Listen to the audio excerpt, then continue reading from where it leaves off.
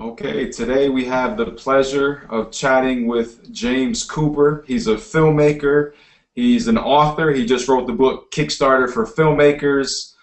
We like what we're seeing from James already. We're excited to have this conversation with him today. Absolutely. Hey, James. How you guys doing? Doing great. How are you? Doing pretty good. Doing pretty good. Keeping busy. I'm in Toronto, so TIFF is happening right now, so that's keeping me pretty busy. Oh, very cool. And also, too, you make comic books, or you do something with Yeah, comic I write comics as well as doing the film thing. So lots always to keep me occupied and keep me out of trouble or in trouble, depending on how you like to look at it.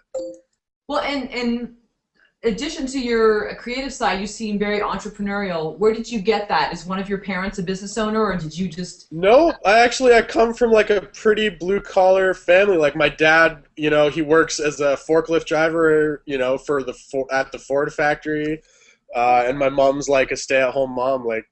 But it's funny because I've always kind of had that, like the entrepreneurial thing. Like when I was in grade 5, I wrote and drew comic books that I used the school's photocopier, and then I've sold them like at lunchtime at a little table in the hallway. And, Oh, it's always been like I've always just kind of been doing stuff by myself. Like it's never occurred to me like to just give my stuff over to everybody else. I've always just kind of taken ownership of it and taken it the whole way through myself. oh, that's cool. It reminds me of Stephen King. I think he said he used to write horror stories and sell them at school. That's cool. Yeah, I totally dig that. Yeah. James, let's start with this book. You crowdfunded for your own short film, and somehow in the making of the film and afterward, you said, you know what, I want to go back to and sort of write a book and explain to other people lessons that I learned along the way and some additional lessons I've learned now. To tell us why did you make this? Why did you write Kickstarter for Filmmakers? It's funny. I'd never actually at no point during the process was I was like, oh, I'm totally gonna write a book about this because this is great. It never even occurred to me. But we did our campaign for 45 days over October, November, and when it was all said and done, we raised $21,000 for our short film Elijah the Prophet. And when it was finished, I started to notice that I was getting like a lot of tweets, and a lot of people were finding me on Facebook, and I was getting emails from like friends of friends and stuff, and everybody was wondering like if I had any advice, like on how, or like give me some info on like how you guys did this, or do you have any advice? I'm going forward with this thing in a couple months, and I want to make sure I do it right and stuff. And I was starting to realize that there's this knowledge gap. Like crowdfunding is still new enough that not a lot of people know a lot about it. And so I realized, like, somebody should be filling this gap. Like, somebody should be telling people, firsthand how to do this properly. Because if you show up on Indiegogo or you show up on Kickstarter or anything, if you dig enough, there's a lot of really cool stuff there. But there's also a lot of people that are doing it, like, so very wrong. And they see dollar figures add up on other people's campaigns, and they're like, oh, this has got to be easy to do. Like, look at how much money everybody's making. And it doesn't help. And I don't know if you guys heard about the video game company Double Fine. They raised like $1.4 million or something like that for their indie game, back at the beginning of the year and stuff. And so it's starting to gain a lot of traction, but not a lot of people know how to do it right yet. And it's one of those things where, for the most part, up until recently, it's been trial by fire. You only learn how to do it by succeeding or failing, sort of thing.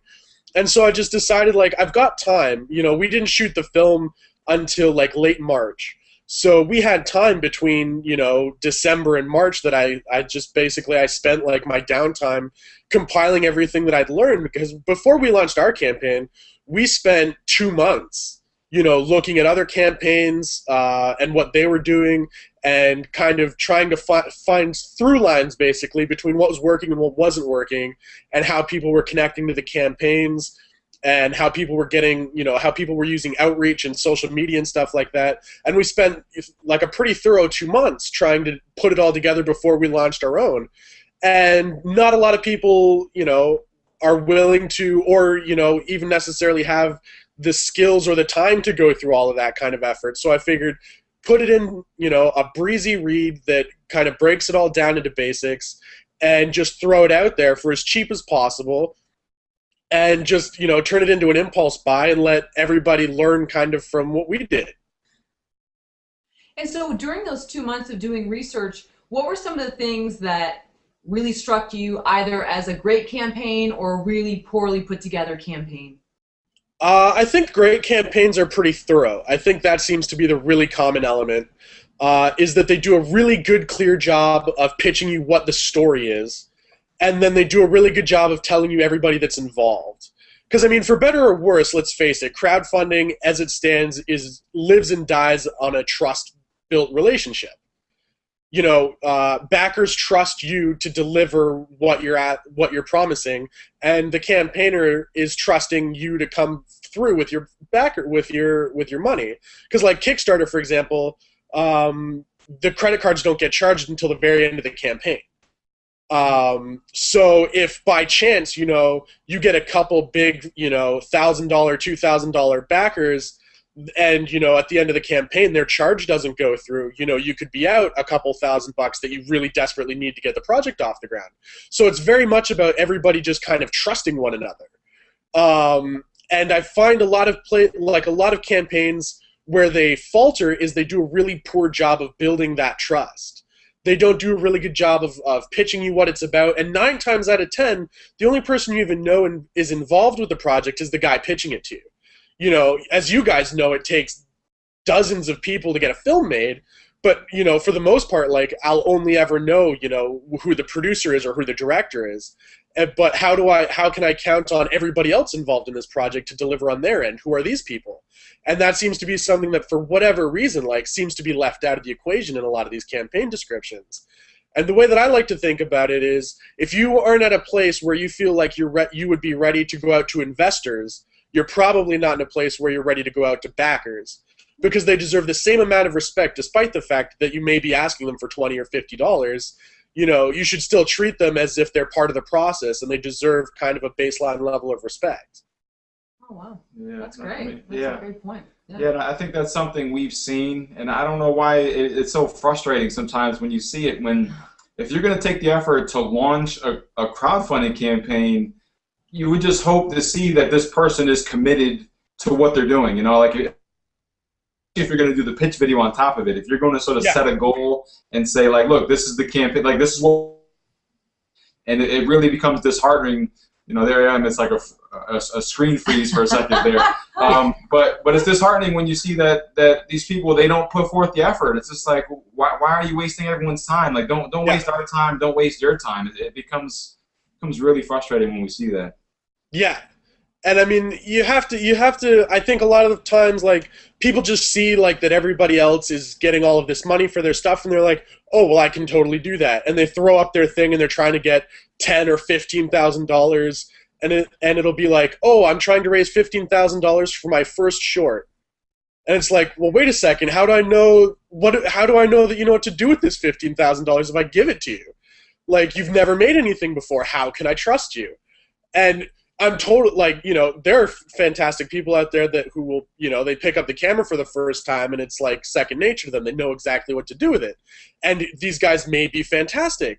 And they, you know, they may have the skill set to deliver a really great first short film. But at no point do they convince you of that. And that's where I think the failure is there's kind of a communication issue in some of them.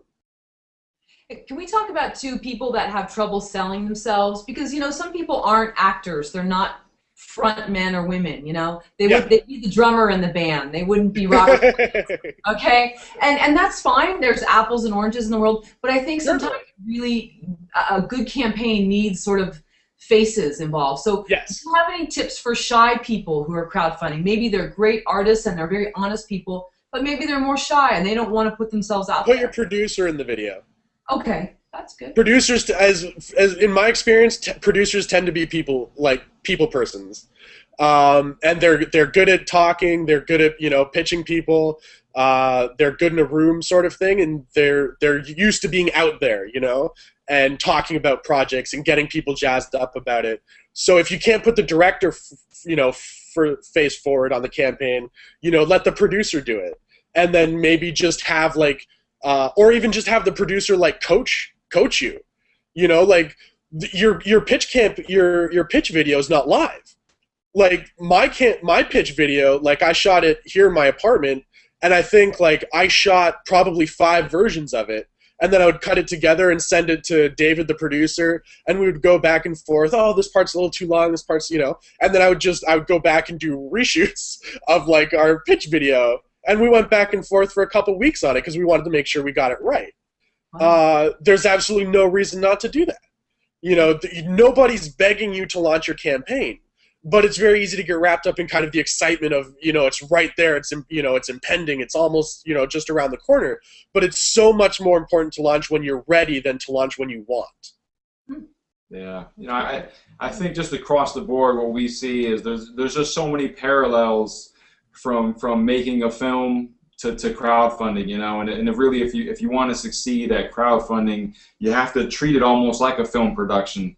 And absolutely, in terms of the stages that you have to go through, like if you so desire making a film, one of the best places to start is just being involved on a film set, and seeing how someone else makes a film, and just gaining the experience and gaining knowledge that way. And that's why we're big advocates for anyone who wants to crowdfund.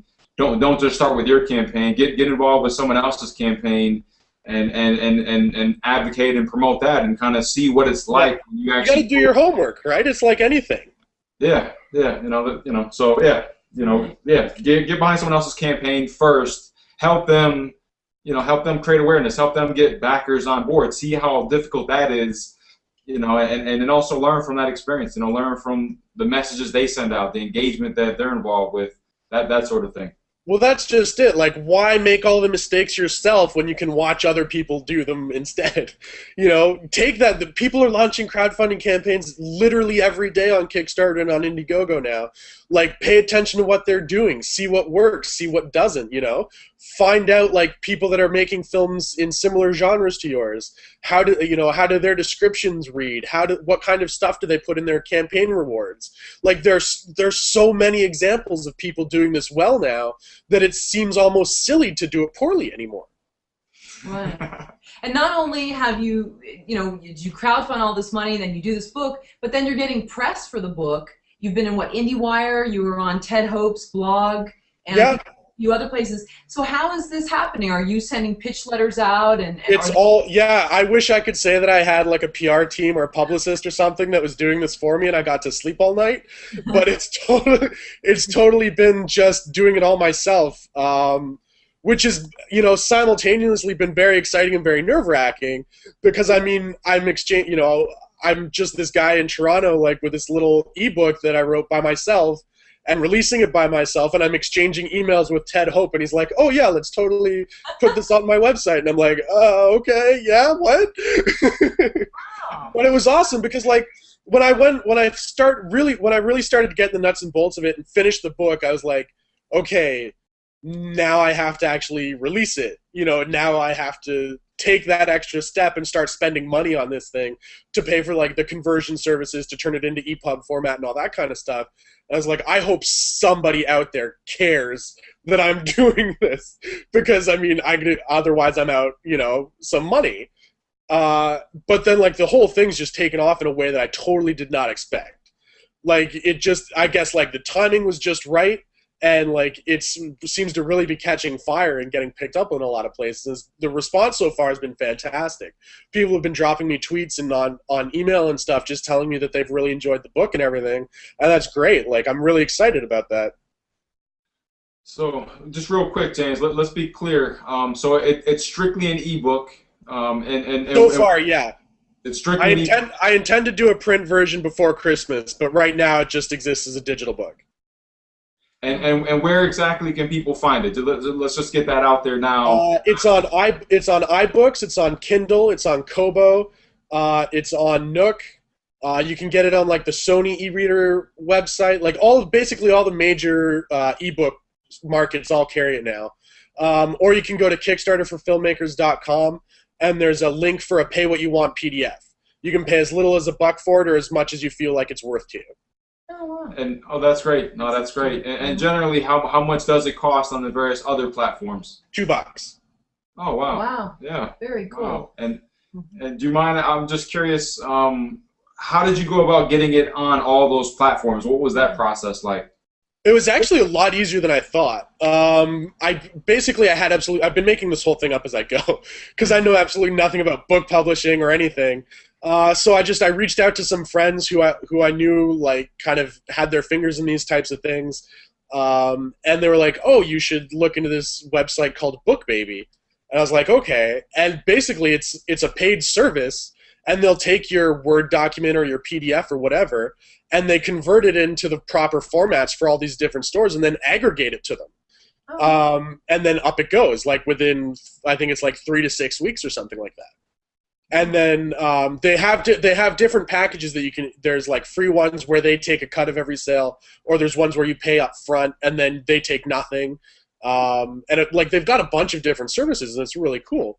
And then they throw it out to the iBooks marketplace and to the Kindle marketplace and all that kind of stuff. And then Apple and Amazon and all those guys all take their cut, and then the money all comes back to you eventually. I don't get my first sales report until I think it's like early November, because of the way like the accounting works. So I still have no idea if I've sold 50 copies or 5,000. But the PDF sales come directly to me, so those have been doing really well so far. So that's a start. I'm wondering which chapter in your book is resonating the most with people. Which the stuff that people seem to be really digging is I do a thorough financial breakdown of where all of our money came from on the Elijah the Prophet campaign. Basically, the latter half of the book is a case study on our campaign and where the money came from and how it came and when it came, and like the number of campaigners we had and where like which camps all the money came from and that kind of stuff. Like really tried to do as thorough a look at the process from what we actually did as possible, and that seems to be what people are really jazzed about. Because, I mean, you guys talk about this a lot with your Goodbye Promises campaign, is the transparency of it. And how you guys are just putting all the numbers out there and letting everybody learn from what you guys are doing. And so that's basically what the last half of the book is I put all the numbers out there. This is how much we made. This is what Amazon took from us. You know, I personally raised this much through my networks. Our producer raised this much through his, et cetera, et cetera. And I put, the funding campaign charts that Kickstarter gives us on the back end. Those are all in the book. Like, you can see literally everything that we've got is in there, as in as thorough a breakdown as possible. Like right down to like how much percentage of our money came from friends or from family or from strangers or from work colleagues or from people that we know strictly through social media. Like I tried to break it down as much as possible so that people could take a look at it, so that they know like what kind of thought needs to go into these sorts of things and not to take it for granted. And that a lot of people are also really liking I have some charts in there. I did a really thorough breakdown of the successful shorts and features campaigns from Kickstarter for all of 2011. And so you can see what, by budget range, like how many campaigns were able to raise 7,000 or 10,000 or 20,000 for the features and shorts sections of Kickstarter. And so that kind of gives people a little bit of an insight into like, oh, well, I was thinking of trying to raise 20,000, but only, 13 people or whatever were able to raise that much. So maybe it's safer if we try to do it for 15 because more people seem to be able to make that much money. And just kind of break it down so everybody gets kind of like a snapshot of, what kind of money is going into campaigns like this. Right. Well, forgive us, James, we haven't fully read the book, but I can tell you I did go through different sections of it, and I really like the part even about the email. And you had a great point, and you said, like, nobody likes a BCC email, which we all know, yeah. But we think it's different when it applies to us. You're like, I don't really want to hear about what I'm doing. But it's very true, and I think, you kind of allude to the fact that people feel almost insulted by it, and it's a very valid point, and I've been guilty of sending those out. But you talked about how really personalized emails are one of the most effective ways. Absolutely. They're really they really suck up your time, yeah. But it's worth it. Like the turnaround that you'll get from personal emails versus the turnaround you'll get from like a blanket BCC email, it's worth the extra time. Because people will read it because it's addressed to them, you're talking to them, as opposed to just hey guys, I'm working on this thing that you should all totally care about, and it comes off as very informal.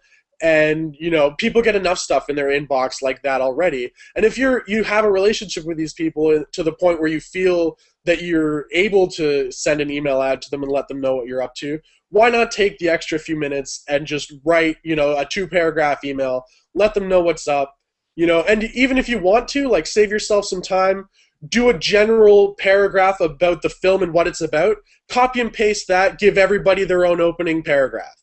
That'll cut some time out, but you still start off with something personal, and you get what you need, they get what they need, and just hope that you hit a nerve in there somewhere.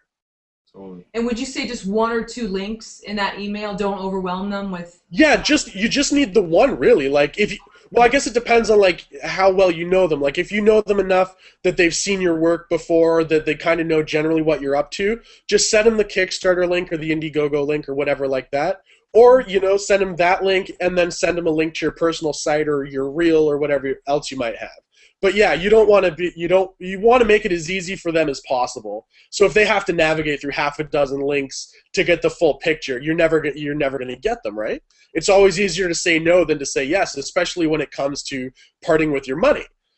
So make it as easy for them to say yes as possible. That's one of the big challenges, I think. That's great. And just to clarify, James, can you just take us the timeline again in terms of when you had the idea for the book, and then how much time you actually put into the book? I just think that's important to clarify. Well, we finished our campaign November 26th, and then it was probably like early December by the time I started to formulate the idea of actually doing the book and kind of starting to break down like a table of contents to the sort of stuff that I would want to include. And then I worked on it pretty steadily between then and like March. And then March and April were kind of a write-off because we actually ran off and shot the film that we raised the money for. So I kind of had to change gears for a little bit. But then by like May, I picked it back up again and probably finished it, I would say, like mid to late June, or mid to late July rather. And then basically like had somebody proofread it a couple times to make sure that I didn't sound completely retarded, and then by August I was getting the files converted and stuff. So on and off, more or less, for about 7 months. Wow. Okay. Okay. Yeah, I just, the thing I love about this conversation right now is just that you had this idea, and just the whole thing about you're able to execute the idea and then just distribute it almost seamlessly online, not too far from what we're attempting to do here with Goodbye Promise. I just think it's wonderful that you're able to create this product and with a minimal amount of cost be able to distribute it essentially. It's essentially around the globe, isn't it? Yeah, it's funny that you say that. Last week I had a guy email me like in the middle of the night from Australia who had heard about the book and wanted to review it for a website that he writes for. Oh, cool. I was like, what? Yeah, okay. Wow. Yeah, so like it's you when you pay for these services, like you can put geographic restrictions on them, like if you only want it, to release it in the States or in Canada or the UK or whatever. But I just threw it up like anybody, anywhere, knock yourself out. Like, so it's available anywhere and everywhere that you can access the a Kindle or an iPad or whatever. Wow. Oh, no, I love and then the PDF's up there for people that don't have e-readers. Like, I really did try to make it as easy to get to as humanly possible. If you don't have an e-reader, you download the PDF and you can read it on your computer. So that, or if you've got 100 e-readers, you buy the PDF and you can put it on all of them because it's DRM free. There's no copyright protection on it. Just to try make it as easy as humanly possible for people to get the information, because that's what it was really about for me, was to share the information. I never expect to I'm not expecting to sell tens of thousands of copies of the thing and get rich off of it, which is why it's only $2 or why you can pay what you want for it in PDF format. It was just like, I spent 7 months doing it, I might as well try and get something back out of it. Yeah. Sure. Well, I'm wondering too, what are you doing now to market it, or are you kind of done with your marketing phase? I mean, you've gotten it on IndieWire, which is awesome, Ted Hope's blog, and like I said, a few other places, I think. So do you spend time nowadays marketing it, or are you kind of given it its launch and now you're You're on Right now, I'm actually formulating phase 2, whatever that's going to look like. I'm starting to do some brainstorming as to how to keep kind of the momentum going on it. But like I think the great thing about the initial push working so well is that I have all of that behind me now. I'm not just, there's a little bit of credibility to the book now that I can use to start pushing ahead and kind of going through a second phase of promotion and keeping it out there and getting the word out there to people that have kind of missed it the first time around. Well, and keeping with that, wondering what you think about our launch, and please be brutally honest, no hurt feelings here, the pros and the cons, where you see our weak points and where you see our strong points. If you've had a chance to maybe just go through our Indiegogo page, anything that was a red flag to you or you really liked? Honestly, I think your campaign is fantastic. Okay. I think it's so cool what you guys are doing because nobody has ever done this before. And it's literally the first time I've ever seen a crowdfunding campaign that can't fail. It's kind of a foolproof idea because you can't fail. Like, you may not reach the $1 million financial goal, but really all you guys are trying to do is get people to see the film. And it's working. Like, you guys, I can't remember how you guys had like $1,400 or something last time I checked, which is a lot of people looking at the movie already. And at the end of the day, like, no matter how many people see it, once the campaign's finished, it's not that you failed at getting this many people to watch it, it's that you succeeded at getting this many people to watch it. And I think that's really cool and really interesting. And you guys did a really good job, I think, of pitching it. And you guys have got a great social media presence, which you're leveraging really well.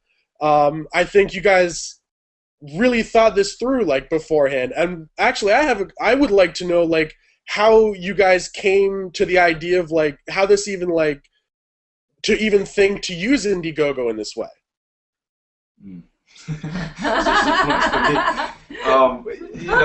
This is not a short answer here. To try to talk with this. We're trying our best. We have a link up on FILMMAKERS.com. It's called like the path. 30 days to 1 million or whatever. And so we're trying to share as much of this process as possible. Really it goes back many years before all this. Just making short films and working toward getting those short films seen, whether it be on iFilm, whether it be on YouTube, film festivals, Dare Junkies, like there's all these things of just being a filmmaker, just trying to get your work seen, and so in that process we began Film Courage, and we started talking with other filmmakers and learning their stories and learning more about distribution and learning more about the business side of things, and this isn't our first feature, this is our second feature. So we learned from taking our first feature on the film festivals and going that route and booking our own theatrical screenings, one-off screenings and that sort of thing, and we just saw how much energy it takes, how exhausting it is, because every time you make a film, you think like, okay, great, there's going to be a distributor or some big film festival that they just can't wait to have your work and to share your work. And then as you get into that process, you're like, wait a minute, like these big film festivals, they don't really care. They have a whole different slate of films that they're looking to showcase. It's not my film. And dealing theatrically with things, it's not easy to get butts in seats. Karen and I, yeah. We've hosted a screening series for 2 years, and we know how difficult it is trying to get people to come out to see other people's small films, and it's not easy. So, we got to a point with Night for the Wedding, which is our first film, where it's on Amazon now. We didn't pursue like a lot of distribution channels, maybe as hard as we could, because we were still growing Film Courage. And we were trying to complete Goodbye Promise. We thought, hey, you know what? If we can finish Goodbye Promise, instead of just pushing one film, we'll have 2 films to sort of that'll be available. So we made the decision, instead of like going all out trying to push Night for the Wedding and trying to gain distribution for that, let us just try to finish Goodbye Promise. And of course, this whole thing has taken much longer than we thought it ever could. So isn't that always the case, though? Yeah. So that's why it's just like, what are you guys doing? So just keeping our finger on the on the pulse, I guess you say, and just paying attention to everything. And we've learned so much. So we're indebted to so many filmmakers that we've been able to speak to for the last few years and just hear their horror stories and hear their triumphs and that sort of thing, and just gauging that along the way, and really everything you're touching on in terms of you put in a lot of time into the work and you just want to figure out a way so that people can access it, Yeah. and another thing that we've mentioned throughout sort of this series that we've done is that it's really funny that crowdfunding, like the funding part of it, when you don't have the product, that's become more exciting than when you actually have the product and you're ready to release it.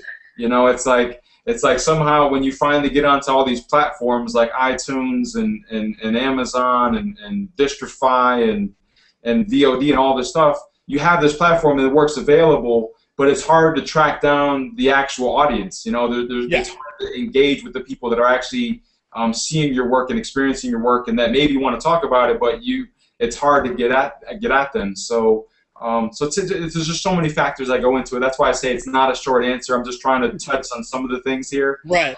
But we thought, hey, you know what? It'd be interesting to leverage some of the excitement we see in crowdfunding and sort of take that and put it into the release of our own film, because at the end of the day, we knew we couldn't trust film festivals. We knew we couldn't trust distributors. We knew that we could trust our own work.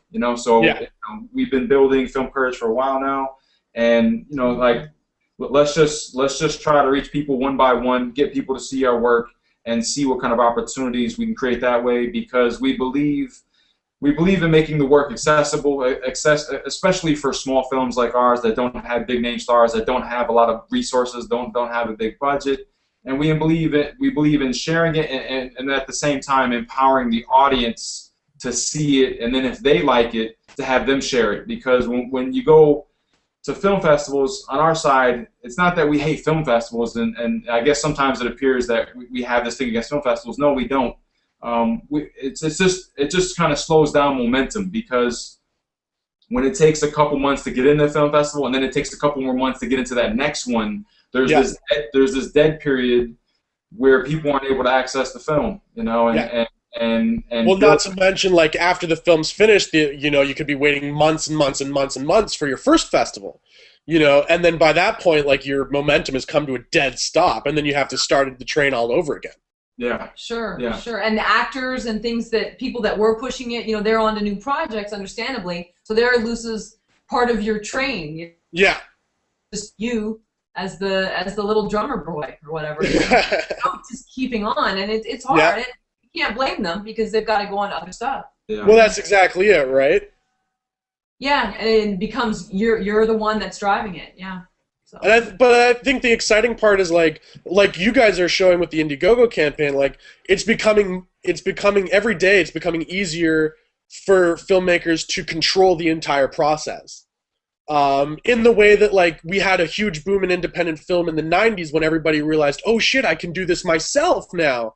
We're seeing kind of that exact same thing now with on the distribution end. And soon, like, I think it's going to be the norm that filmmakers just kind of take the whole responsibility on themselves instead of becoming one of hundreds, in a distributor's catalog.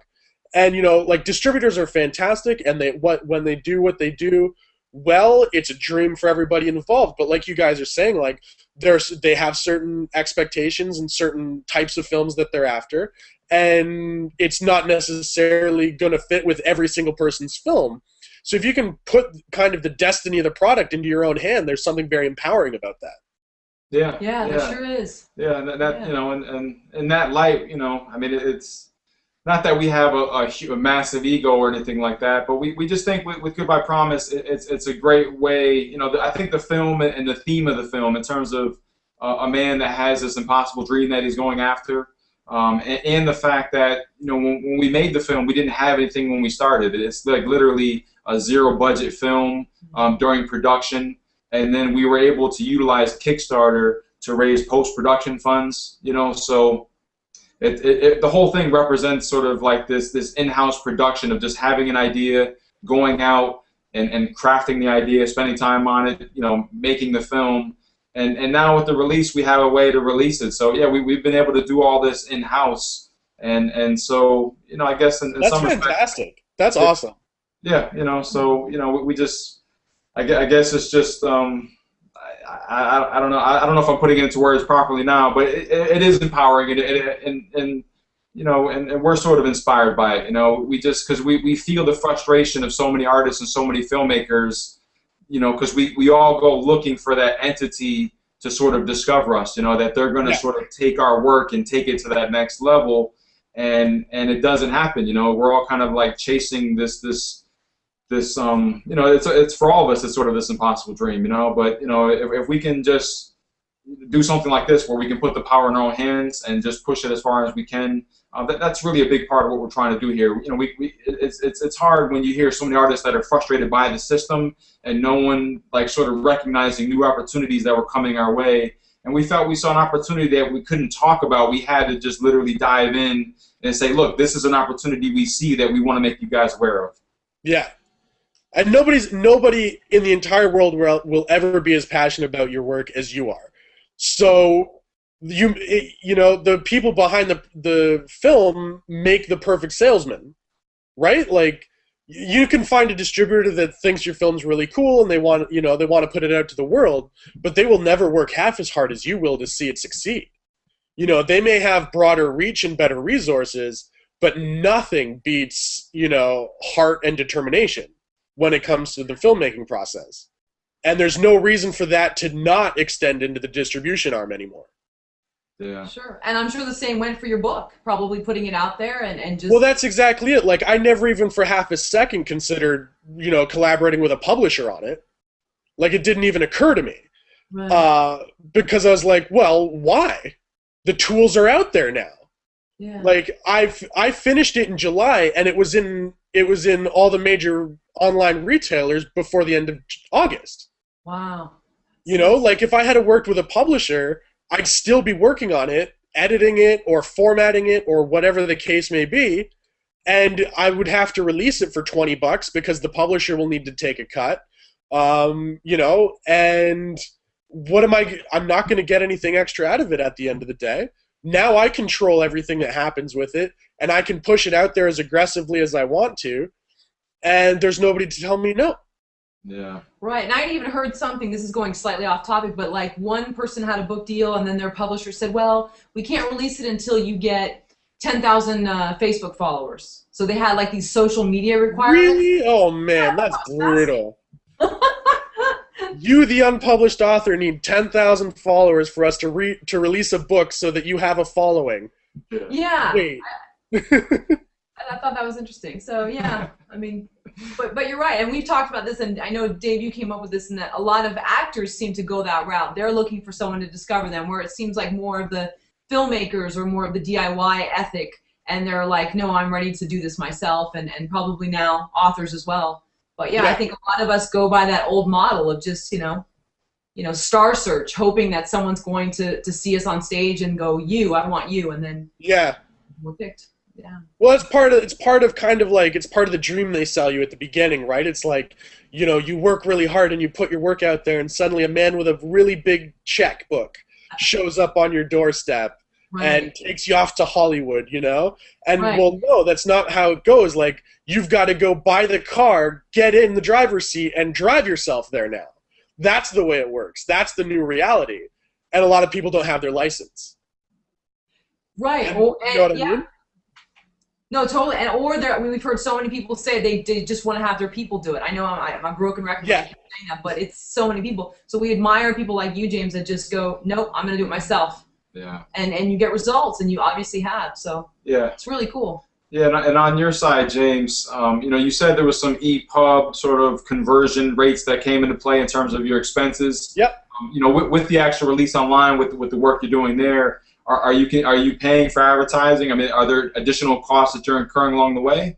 Not yet. I've started to consider the idea of doing some traditional advertising, but right now, like, just kind of the coverage the book is getting has been acting in that role. Like, the articles on IndieWire or on Ted Hope's blog and stuff like that have all been kind of doing the job of advertising for me up to this point. But now that now that that's all starting to peter down, now I think I'm going to start reevaluating taking out some ad space, in some sort of strategic way. Like, I haven't really put a ton of thought into it, but it seems like the natural next step. Mm-hmm. And have you considered what type? Are you doing like the Google ads? Are you going to do Facebook, or do you have a? I have no clue. I'm going to do some research and kind of figure out what will work best for the book.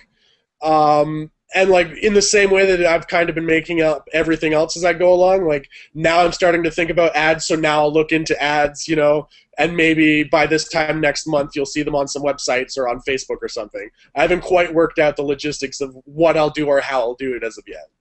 Oh, very cool. Yeah, I mean, it sounds like one of the next steps for you, at least in terms of the book, to continue to get it to the next level would be, obviously to incorporate maybe some other, filmmaker Kickstarter stories or crowdfunding stories, some case studies where you go in depth and sort of pull out the numbers and the story, the one that you were able to uncover with your own story, start doing that with some other campaigns that you see and onto.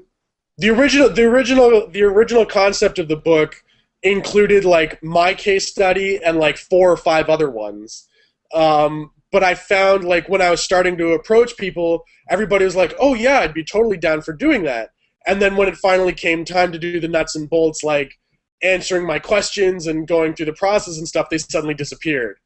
So in order to keep the momentum going, like, I was like, okay, fine, this time out, I'll just do my case study because I can be as thorough as I want, and then I'll just release it, and we'll kind of take it from there.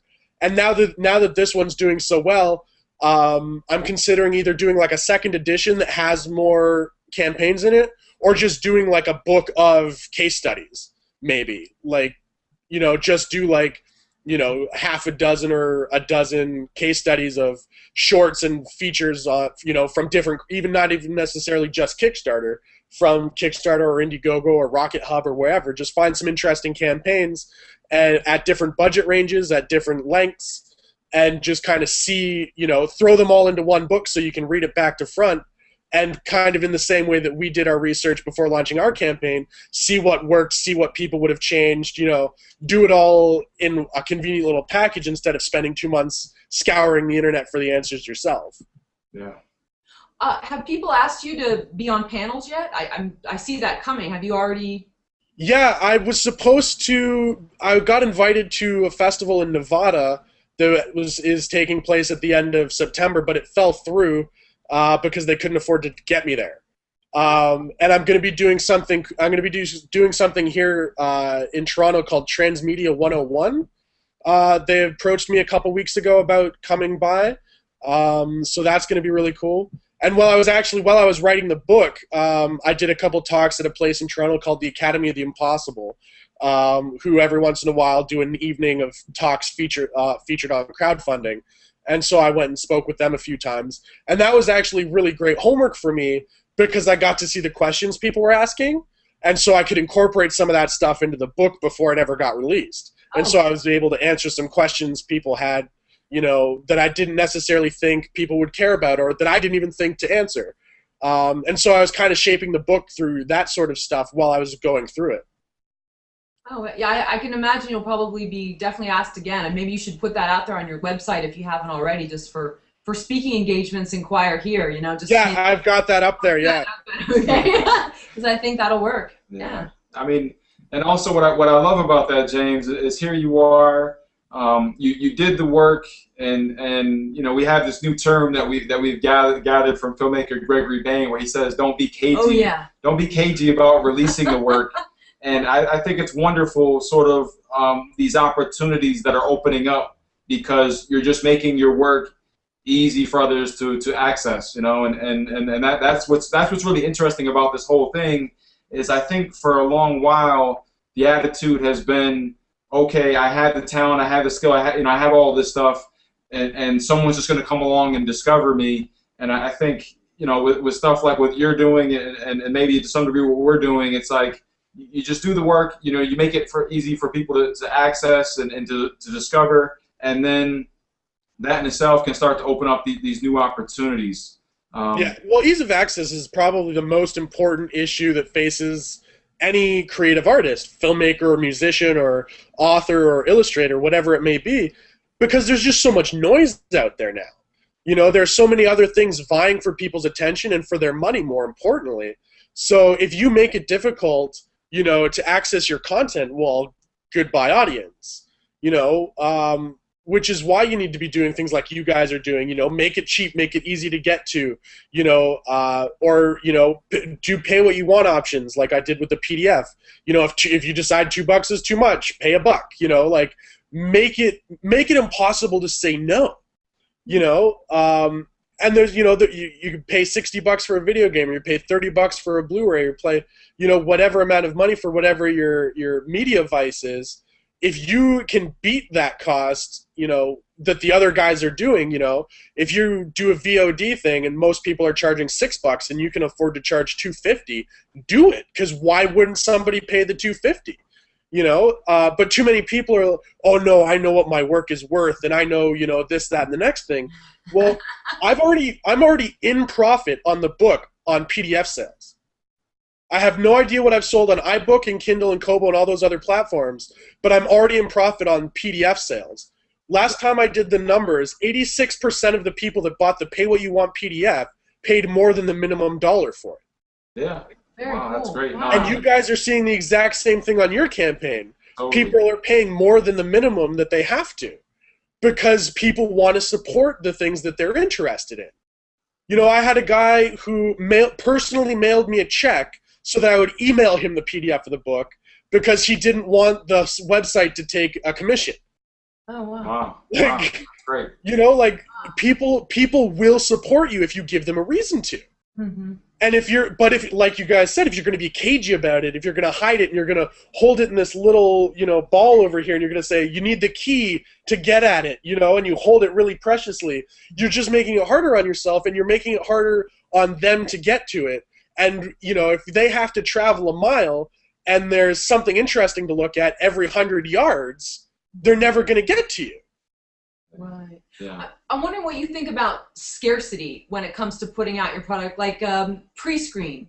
Right now, they're, you know, no longer sort of In flux. They're in flux. I'm not sure Yeah. what the situation is, but they had some beautiful movies on their site, and I believe what was the first few days or weeks, it was a certain price, and then it went up to like $8. What's your opinion on that? I think it's definitely interesting. Mm-hmm. I've kind of kept my eye on them, but they never actually had anything that inspired me to actually take part. But I think the idea of using it as a vehicle to kind of gain that beginning momentum that you need is pretty interesting.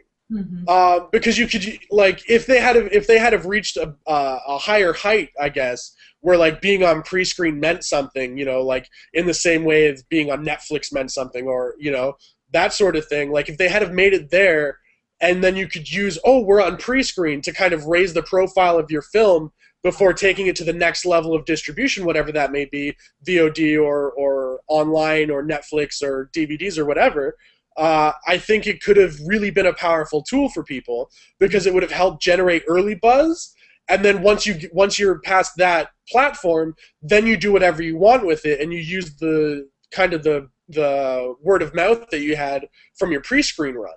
But it never seemed like it picked up the momentum that it had the potential for. Right, right. You No, know, I agree. Yeah. Yeah, no, I like that. You know, and using this conversation as inspiration here, James. What are you learning with the release of your book that you're gonna sort of, you know, the lessons you're learning that you will then apply to the release of your short film? I think accessibility is probably the thing that I've found is, for the book especially, has been the biggest benefit. But also not being afraid to put it out there. Like, there's between the excerpts that ran on IndieWire, on Ted Hope's blog, on your website, and some stuff that ran on like John Rice's website and an article in Playback Magazine, like almost all of it is taken directly from the book. Like, with the exception of a couple articles that I wrote specifically as guest blogs, it's all cut and pasted out of the book, so that you can see before you pay your $1 or your $2 if this is the type of information you're looking for. Is this what you want? you know, in the same way that you can cut together a 2 or 3 minute trailer to let people know what your film is about, like, people can get direct, you know, there's probably about, I would say, like 10 pages or more of the book available for free online. And some of it's the best information in the book, if in my opinion anyway. But it's just like, put it out there, like, and people will buy it, you know, or they look at it and they don't want it, and then they don't buy the book and they're not upset. But give them, you know, give them enough, you know, especially because, like, I'm kind of an unknown commodity. Like, the book is unknown. Nobody knows anything about this random book that this dude from Toronto released. Is it any good? I don't know. $2 is still $2. You know, I could buy coffee for that. But if you throw it out there and you give them as much information as possible to make an educated purchase, then they're happy to. And I think you see some of that stuff in independent comics, actually, are really doing some interesting things on the distribution side. There's a guy by the name of Jim Zub, who's a creator for Image Comics. They're the publisher that puts out, like, The Walking Dead and stuff. And he has this really great series. It's called Skull Kickers, and it's kind of like an action-adventure fantasy. It's kind of like a buddy cop story told in, like, a Dungeons & Dragons universe. And he releases a page of the book for free every day online on this website. And I'm pretty sure he did, like, a blog post that ran the numbers, and his sales have increased since. Oh, like, wow. I think you can get, like, the first 5-issue run right now is available for free on this website, but his sales have gone through the roof as a result of it, because people are discovering it, and then they'll buy the back issues, and then they'll catch up to the recent stuff, and now you've got a regular reader. You know, I think there's lessons to be taken from stuff like that for filmmakers as well. You know, like, if you've got a short, you know, shorts aren't necessarily, people don't tend to think of them as having a monetary value because of YouTube and because of Vimeo and all that sort of stuff. But if you put it out there as, like, an SD, you know, a free SD stream, for example, you know, you can watch it on Vimeo or you can watch it on YouTube or something, but you have, like, a pay what you want download option for the HD, why not? Put it out there. You know, this website, Gumroad, that I work with on the pay what you want PDFs of the book, they take 5% of your sales. That's it. It's practically nothing. But throw a link up for a pay what you want file, and, you know, if a couple hundred people pay for it, that's still more money than you were going to generate before, you know, because, I mean, how many people do you know have sold their short film for any significant amount of money? Just Nobody, really, you know, or the very rare exception. Right. So why hold on to it? Why put it in that, you know, in the cage? You know, if your worry is, you know, that people, like, film festivals won't program it, have a festival run first. Sure, fine. If you've decided that's your best option, go for it. Use that to generate the buzz.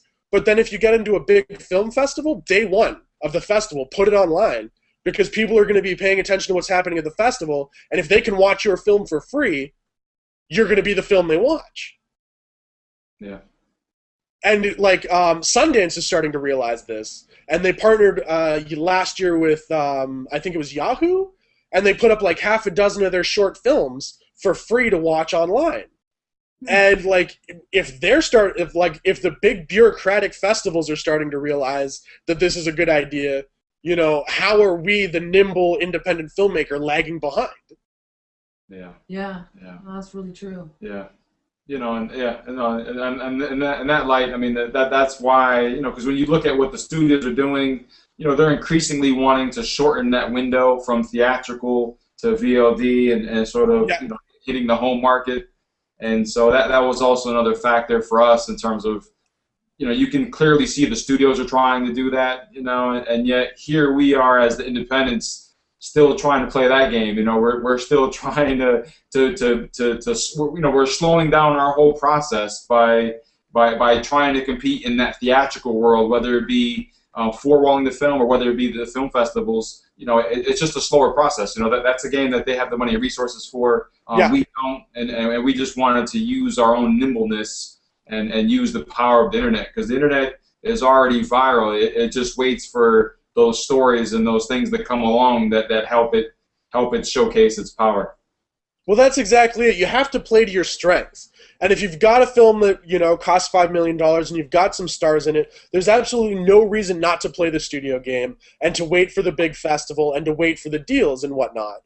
But if you're a small, like, you know, rock and roll indie film, you know, that was made with, you know, more blood, sweat, and tears than dollars, you know, why not take the risks? You know, you've been doing it from day one, putting this thing together anyway.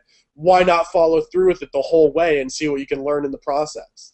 Right, and we're not waiting for any, you know, advance. We're not having to get, you know, insurance. We're not having to do a lot of upfront costs. So it's an experiment, and you know, you never. It's tough to say what, you know, from some of these distribution deals that we hear about.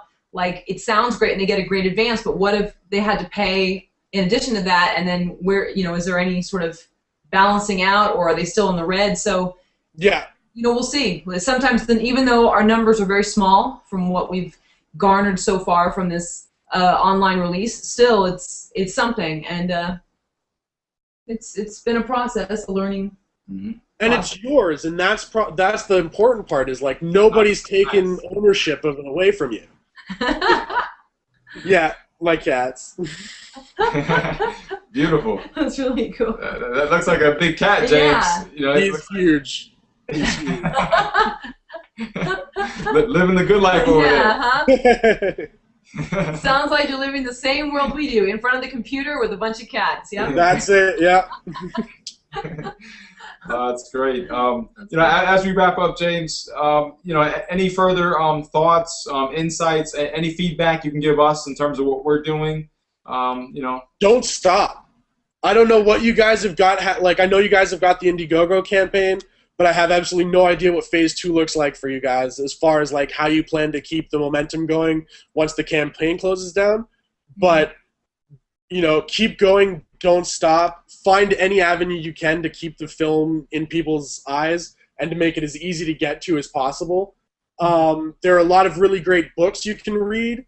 Sell Your Film Without Selling Your Soul by the Film Collaborative, and Think Outside the Box Office by John Rice are both really great DIY solution books.